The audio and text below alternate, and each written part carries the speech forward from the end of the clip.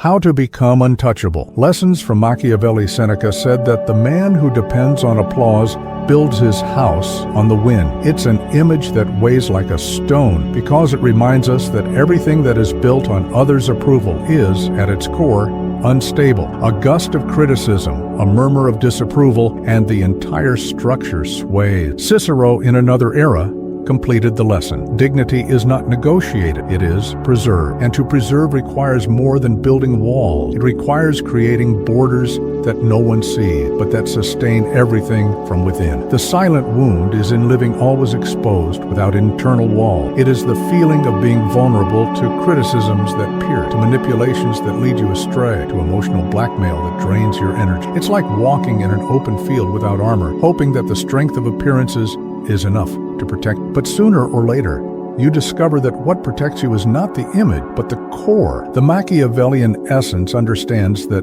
power is not just about attacking or resisting. It's about becoming difficult to hit. And this untouchability is not cold isolation. It is, rather, a core so solid that no external attack is capable of displacing it. It's not about distancing yourself from the world, but about not allowing the world to dictate your internal rhythm. It's like a rock in the middle of the sea. The waves hit, foam, roar, but they do not move it. To be untouchable is to be in the game without being swept away by the game. It is to walk in the same place, talk to the same people, face the same storm, but with a posture that does not bend. It is not allowing the gaze of approval or disapproval to become your compass. It is to build in silence a foundation so deep that no one can reach it to knock it down. And perhaps, in the end, the most impenetrable wall is the one no one realizes exists, not made of stone but of principle, not sustained by shouts but by silence, not built to push away but to keep the flame lit, intact, that illuminates even when the wind blows the strongest. Shield the mind before shielding the image. There are those who believe that it is enough to seem strong to be protected. It is the illusion of the shiny armor,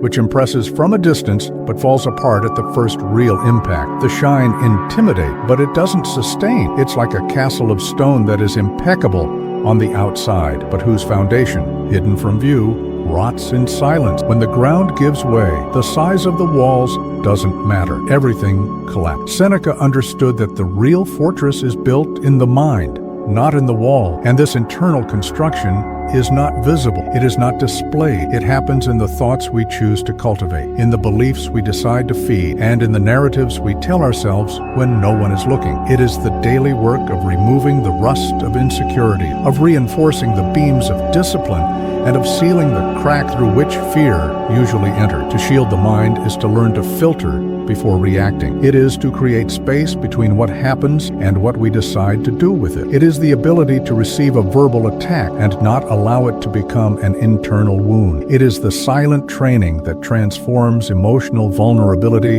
into clarity of act. He who builds this way does not fear storms because he knows that the gale only hits the surface. The image, however impeccable it may be, is always a facade. The mind, when firm, is a foundation, and solid foundations support not only the weight of the present, but also that of future choices. The man who understands this does not waste energy trying to seem invincible. He dedicates himself to being unattainable where it really matters, in the place where no one but he can enter. Because in the end, true shielding is not what deflects the arrows, but what prevents them from reaching core. And that core is only safe when it is cultivated from the inside out. Choose vulnerabilities. Do not exhibit them. There is a profound difference between showing yourself to be vulnerable and giving yourself away without discretion. The first is a conscious choice. The second, an act of neediness. We often confuse openness with total exposure, as if honesty needed to come unprotected, unfiltered, to be legitimate. But not every truth needs to be told to everyone, and not every access needs to be granted to everyone who asks. Vulnerability, when chosen, is strength. It's like opening a window to let the air in, but keeping the door closed so the house isn't invaded. It's allowing someone to see a part of you,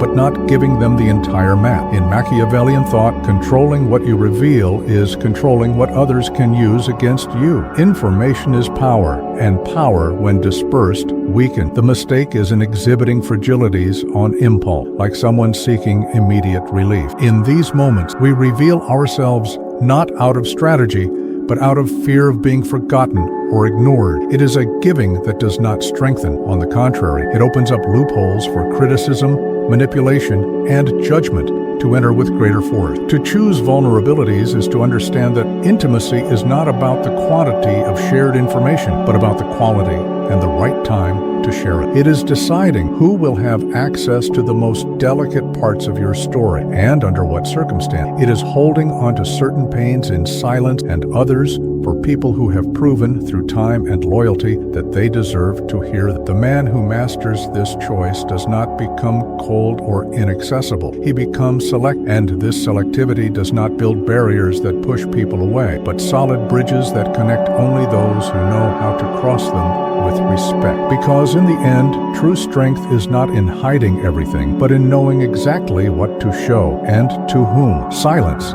as an invisible cuirass. There is a rare power in silence that is not born from fear, but from self-mastery. We live in a time when speaking quickly and a lot is confused with having relevance, and when responding before listening is seen as a sign of presence, but often the opposite is true. It is in the space we leave between words that respect begins to grow. Marcus Aurelius said that he who is silent has more power than he who shouts. Silence, when it is a choice, is not empty. It is measured present. It protects like an invisible cuirass, allowing the mind to observe before acting and the heart to perceive before reacting. It is the calm surface of a deep lake. No one knows what exists at the bottom, but everyone respects the tranquility that remains even in the face of winds and stones thrown. Speaking before listening is exposing yourself unnecessarily. It is allowing momentary emotions to guide words that later become change. Silence, on the other hand,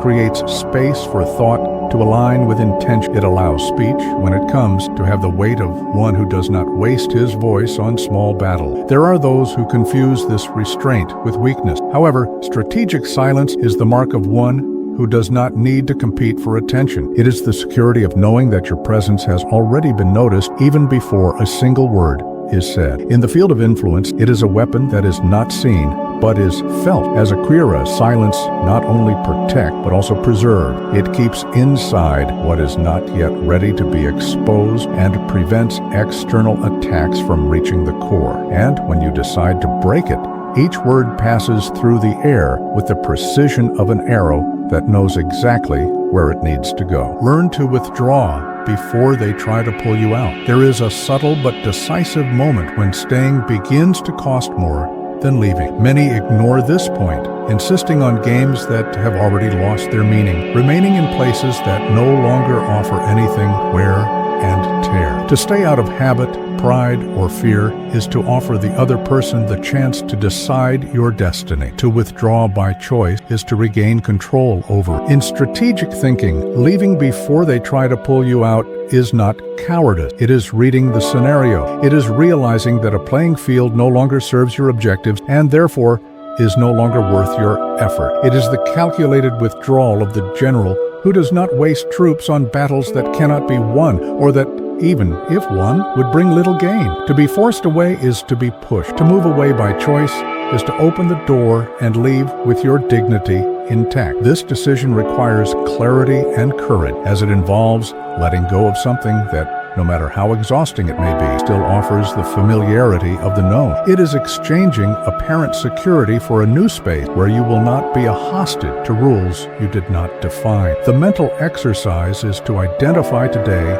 an environment, a relationship, or a habit that has already turned into a minefield. Observe not only what it offered, but the silent cost it demands. Often, a strategic withdrawal is the only move capable of preserving energy, focus, and integrity. He who masters this skill lives with lightness, not because he avoids all conflict, but because he knows that some do not deserve the fight. And by withdrawing at the right time, he does not let anyone decide the time of his departure for him, because leaving, in this case, is always an act of power, the crown that no one can take. Seneca said that freedom is not depending on what we do not control. This is the essence of true untouchability, building a value that cannot be negotiated, threatened, or taken away by external hand. When what sustains your dignity is not made of applause, possessions, or approvals. There is no force capable of tearing it away from you. Cicero, with the clarity that spans centuries, affirmed that the greatest triumph is to remain master of oneself. It is this internal possession that transforms someone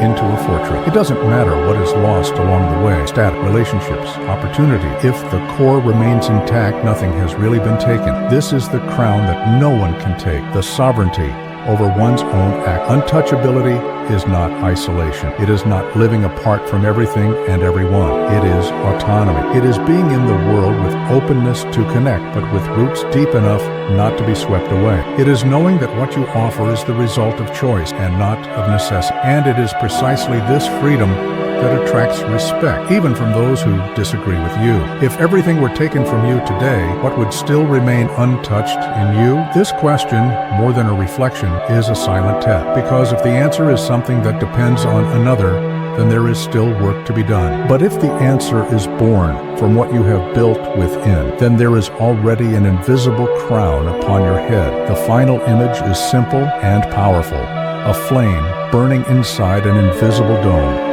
protected but still illuminating the world. Because true strength is not shouting that you are on fire, it is continuing to burn even when no one is looking.